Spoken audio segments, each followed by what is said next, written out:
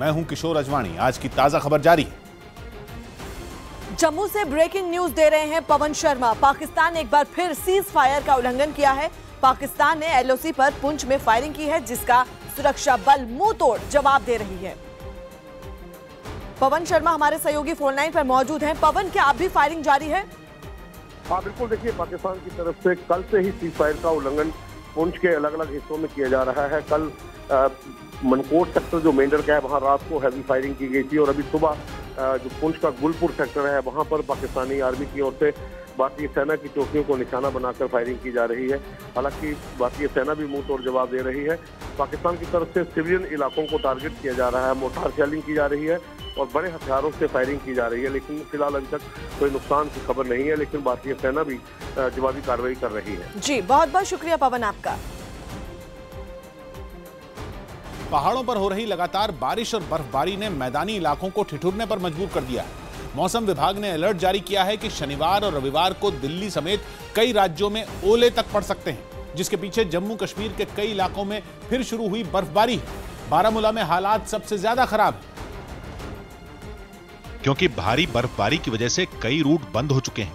बारामूला चारों तरफ से बर्फ से घिरा हुआ है। बर्फबारी की वजह से सड़कें भी पूरी तरह गायब हो गई हैं, तो हजारों पेड़ भी सूख चुके हैं। जमा देने वाले इस मौसम से लोगों के मकान भी नहीं बचे हैं, उन पर भी बर्फ की मोटी परत जमी हुई है। लगातार हो रही बर्फबारी से हालात इतने खराब हो गए हैं कि लोगों को छाते लेकर बाहर निकलना पड़ रहा है। हालांकि -5 डिग्री के तापमान में भी सीमा पर जवान डटे हुए हैं। बारामूला ही नहीं, श्रीनगर में भी बर्फबारी ने मुसीबत बढ़ा दी है, जिसका असर मैदानी इलाकों में भी देखने को मिल रहा है। इसकी वजह पहाड़ों पर हो रही बारिश और बर्फबारी है। श्रीनगर में तो पिछले 2 दिन से लगातार बारिश हो रही और बर्फबारी का सितम भी जारी है। बारिश ने श्रीनगर की रफ्तार को धीमा कर दिया है। ज्यादातर इलाकों से बर्फबारी और बारिश की यही तस्वीर निकलकर सामने आई। कई गाड़ियों पर भी बर्फ जमी दिखी, तो पेड़ों पर भी इसका असर देखने को मिला।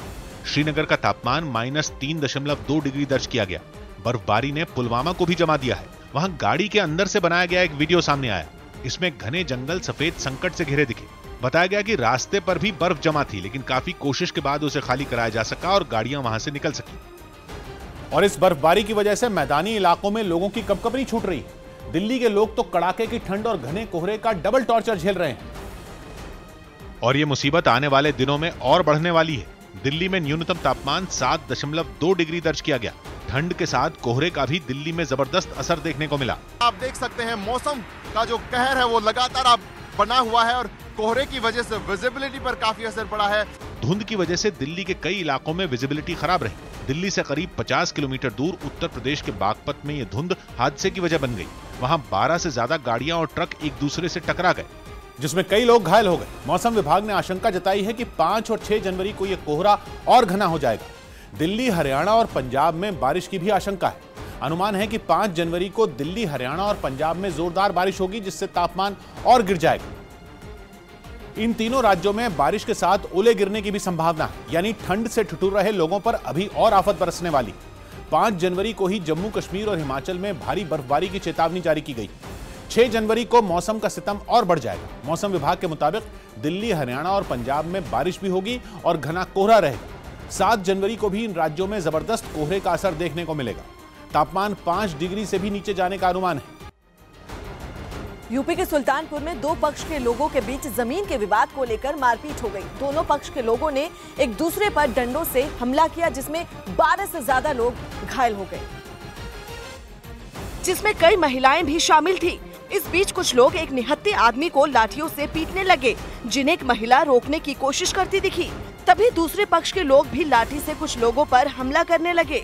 दावा किया गया कि पूरा विवाद एक पक्ष के एक जमीन पर मकान बनाने से शुरू हुआ, जिस पर दूसरे पक्ष ने आपत्ति जताई। 100 नंबर को फोन किए, 100 नंबर आए। जैसे ही 100 नंबर पीछे हुई, बस तुरंत लोग मारपीट अपना शुरू कर दिए। पूरे विवाद में कई महिलाओं समेत 12 से ज्यादा लोग घायल हो गए, जिनमें कुछ को गंभीर चोटें आईं। इस घटना का वीडियो सोशल मीडिया पर वायरल हुआ, जिसके बाद मामला पुलिस तक पहुंचा। फिलहाल पुलिस केस दर्ज कर मामले की जांच में जुट गई। देश में भीड़ का आतंक रुकने का नाम नहीं ले रहा। इस बार मामला यूपी के गोरखपुर का है। बैंक लूटकर भाग रहे 2 बदमाश गांव के लोगों के हत्थे चढ़ गए और भीड़ ने आरोपियों को खुद ही सजा देनी शुरू कर दी। गांव के लोगों के सिर पर खून सवार था। एक लड़के ने एक ईंट का टुकड़ा उठाकर आरोपी को मारने की कोशिश की। गांव वालों के हाथ लगे दोनों लड़के जमीन पर बैठे थे और जिसे जैसे मन आया उन्हें पीटने में लगा था। कुछ लोग वीडियो बना रहे थे और पीटने वालों को निर्देश भी दे रहे थे। दोनों आरोपियों के पैर आपस में एक कपड़े से बांध दिए गए। फिर एक लड़के ने आरोपी की पीठ पर डंडे बरसाने शुरू कर दिए। वीडियो बना रहे लड़के ने फिर बोलना शुरू किया कि वार पीठ पर ही होना चाहिए। पीठी पे। बेदर्दी से लड़का दोनों आरोपियों पर डंडे बरसाता रहा। जमीन पर लेटे दोनों आरोपी बंधे थे जो दर्द के मारे चीख रहे थे, जोर जोर से चिल्ला रहे थे, लेकिन किसी को तरस नहीं आया। दोनों लड़कों को बचाने वाला कोई नहीं था। बिल्कुल ऐसे ही जैसे देश में कानून नाम की कोई चीज ना हो। गांव के लोग खुद ही बैंक लूटने की सजा दे रहे थे और डंडों से बचने के लिए जमीन पर पड़े आरोपी थोड़ा बहुत हिलडुल रहे थे। इसलिए एक और लड़का मदद के लिए आ गया। अब एक लड़के ने टांगे पकड़ ली और दूसरे ने डंडे बरसाने शुरू कर दिए। डंडा लेकर पीटने वाला युवक अकेला था और पिटने वाले लड़के दो थे, इसलिए देखते ही देखते एक और लड़का डंडा लेकर आ गया। दोनों ने मिलकर डंडे बरसाने शुरू कर दिए।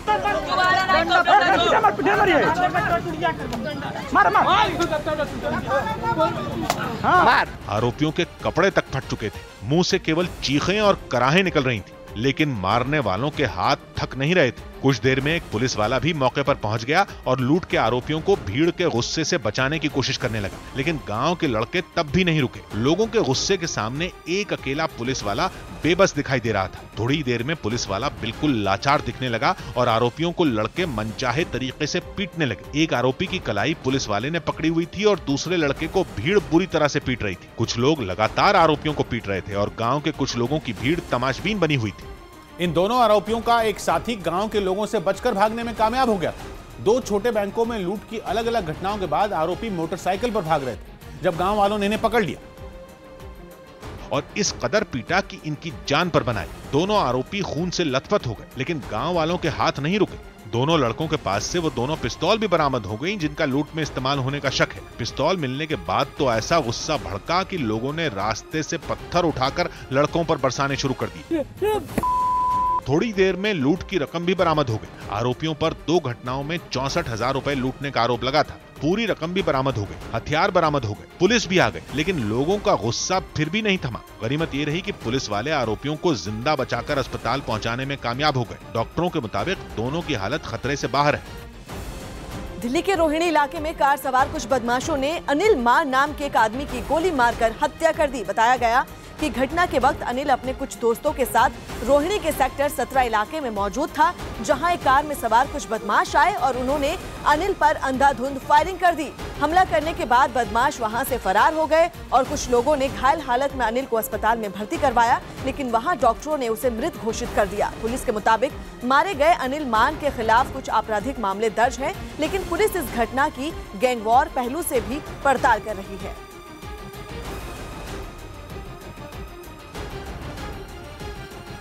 जो सफ़ेद रंग की बलेनो गाड़ी में से एक आदमी जब उतरता है और ये जो 4 लड़के बैठे हैं गाड़ी में, उसमें एक अनिल मान के लड़के को जो 28 साल का है उसको गोली मारकर वो लोग गए। वो जब वहीं मौके पे डेथ है और उसको जब हॉस्पिटल लेके जाते हैं तो वहाँ से ये इत्तला आई है।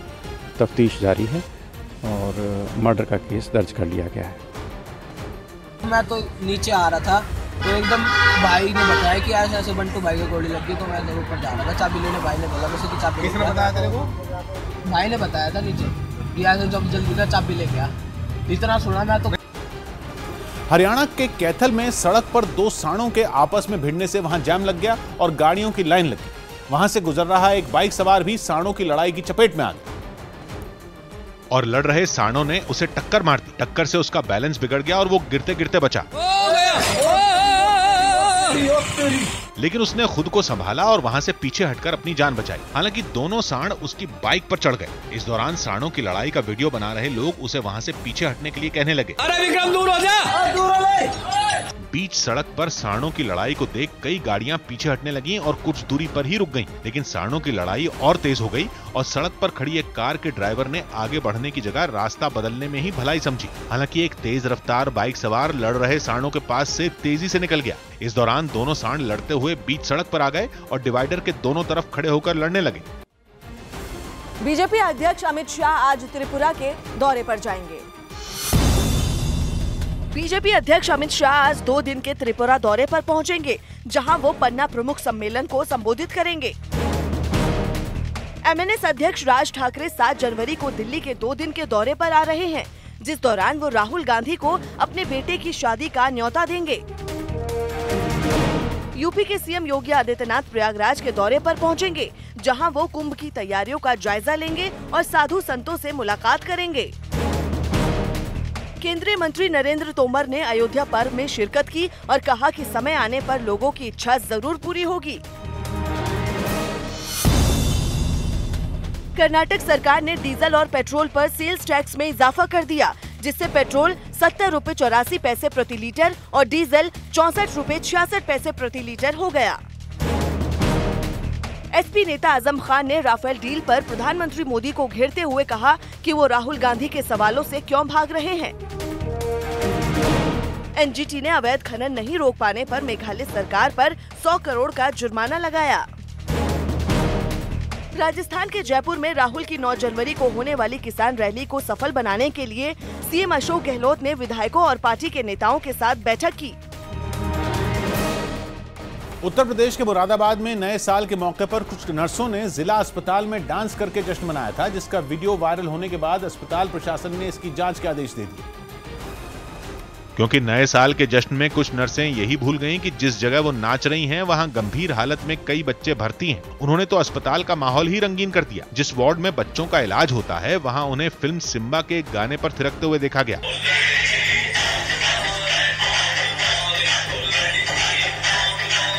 अस्पताल में आंख मारने वाली इन लड़कियों को कुछ महिलाओं का भी साथ मिला, जिनकी उम्र 40 साल से ज्यादा बताई गई। ये भी अस्पताल में नर्स हैं, लेकिन नए साल के जश्न में उन्हें भी अस्पताल में भर्ती बच्चों का ख्याल नहीं आया।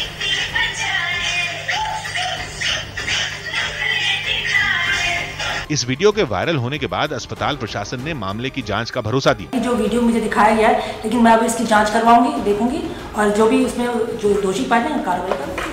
खबर है कि जिन नर्सों ने अस्पताल में नए साल का जश्न मनाया था, उनमें कई तो कार्रवाई के डर से छुट्टी पर ही चली गईं। उत्तर भारत के ज्यादातर हिस्से इस वक्त शीतलहर की चपेट में हैं। खासकर जम्मू कश्मीर के कई इलाके बर्फ से ढके हैं और लोगों को खासी मुश्किलों का सामना करना पड़ रहा है। बीते रोज हुई भारी बर्फबारी से जम्मू कश्मीर के बनिहाल में जवाहर टनल के पास जम्मू श्रीनगर नेशनल हाईवे बंद हो गया और वहां कई गाड़ियां फंस गई। ये तस्वीरें हम आपको दिखा रहे हैं, जहां पर भारी बर्फबारी की वजह से लोगों को खासा मुश्किलों का सामना करना पड़ रहा है। और बीते रोज हुई भारी बर्फबारी से जम्मू कश्मीर के बनिहाल में जवाहर टनल के पास Jammu Srinagar highway national highway बंद हो गया और ये तस्वीरें हम आपको वहां की दिखा रहे हैं, जिससे पूरा यातायात अस्त व्यस्त हो गया और गाड़ियां वहां पर फंस गई।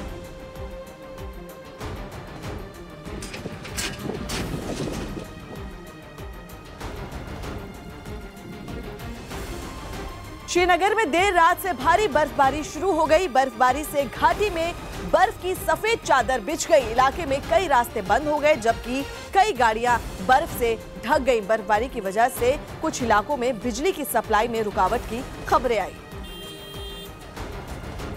ये तस्वीरें हम आपको श्रीनगर की दिखा रहे हैं, जहां पर पूरा श्रीनगर बर्फ की चादर में ढका हुआ नजर आया। बीते रात से वहां पर बर्फबारी शुरू हो गई है और जिसके चलते बिजली की सप्लाई की रुकावट की भी खबरें आई थी। ये तस्वीरें हम आपको देख सकते हैं कि किस तरह से पूरा श्रीनगर सफेद चादर में ढका हुआ नजर आया और इसकी वजह से लोगों को खासा मुश्किलों का सामना करना पड़ रहा है। हालांकि जो सैलानी हैं वो इस बर्फबारी का मजा ले रहे हैं, लेकिन जो वहां के स्थानीय लोग हैं वो काफी मुश्किलों का सामना कर रहे हैं। पूरा का पूरा श्रीनगर बर्फ की चादर में ढका हुआ नजर आया।